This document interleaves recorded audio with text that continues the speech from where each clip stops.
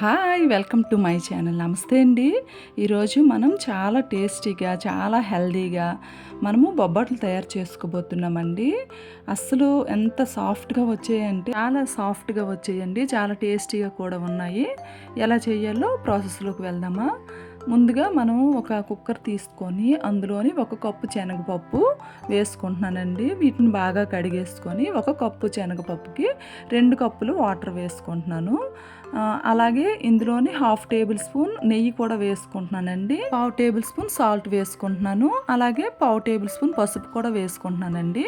మనము cooker whistle పెట్టేసుకొని 5 whistles వచ్చేంత వరకు ఉడికించుకోవాలి. ఈలోగా వేరే ప్లేట్లోనికి ఒక 2 కప్పుల గోధుమ పిండి తీసుకున్నానండి, జల్లించేసి తీసుకున్నాను. ఇందులోని 1/2 టేబుల్ స్పూన్ సాల్ట్ వేసుకున్నాను, చిటికెడంత పసుపు వేసుకున్నాను, 1 టేబుల్ స్పూన్ నెయ్యి వేసుకున్నానండి. వీటన్నింటినీ పిండికి బాగా మనం పట్టించుకోవాలి. బాగా పట్టించిన తరువాత కొంచెం కొంచెం వాటర్ వేసుకొని మనము చపాతీ పిండిలా బాగా కలిపేసుకోవాలి. బాగా కలిపేసుకొని కొంచెం అంత నెయ్యి ఫైనల్గా మనము ఆ పిండికి అప్లై చేసేసుకొని మూత పెట్టేసి ఒక పావు గంట సేపు దీన్ని పక్కన పెట్టుకోవాలి. టైంని బట్టి ఒక అరగంట వరకు దీన్ని నాననివ్వాలి. ఒకవేళ టైం లేకపోతే ఒక పావు గంట సరిపోతుంది. చూడండి, ఇక్కడ మనకి శనగపప్పు బాగా ఉడికింది కదా, దీన్ని మనము ఒక మిక్సీ జార్లోకి వేసుకొని బాగా మెత్తగా మిక్సీ పట్టేసుకోవాలండి. మనకి ఆ వాటర్ ఏమి పాడైపోవండి. మనం ఇది మిక్సీ పడుతుంటే కొంచెం గట్టిగా ఉంటుంది.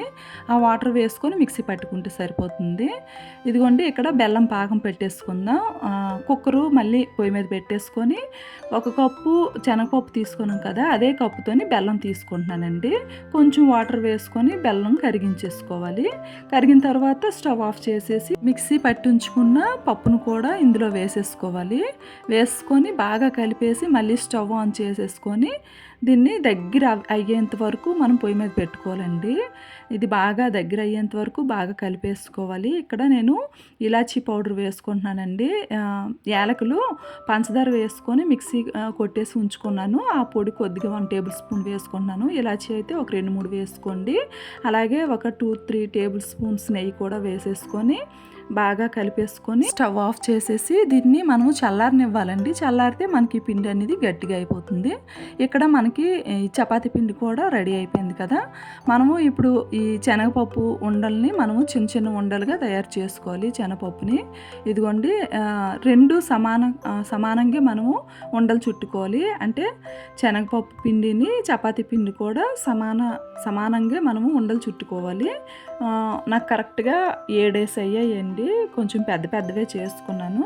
ఈ గోధుమ పిండి తీసుకొని ఇలా మనం చేత్తోని బాగా అలా ప్రెస్ చేసుకుంటూ మధ్యలోని శనగపప్పు పూర్ణాన్ని పెట్టేసుకొని ఇలా మనము చేసుకొని లోపల పిండి బయటికి రాకుండా అప్లై చేసుకొని కొంచెం కొంచెం గోధుమ పిండి వేసుకొని మనం కొంచెం దలసరిగానే పామేసుకోవాలండి. పలచగా పామకూడదు. చూడండి, ఈ థిక్నెస్ ఉంటే సరిపోతుంది. ఇలాగే అన్నీ ప్రిపేర్ చేసుకొని పెనం మీద నెయ్యి వేసుకొని బాగా కాల్చేసుకోవడమేనండి.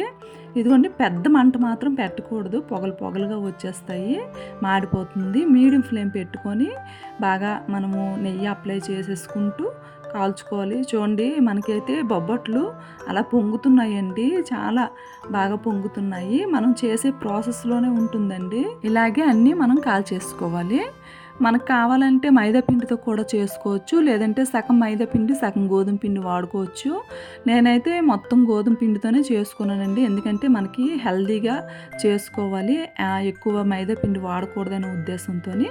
చాలా టేస్టీగా వచ్చేయండి. ఒకసారి ఇలా ట్రై చేయండి. మీకు కనుక నచ్చితే ప్లీజ్ లైక్ చేయండి, సబ్స్క్రైబ్ అవ్వండి.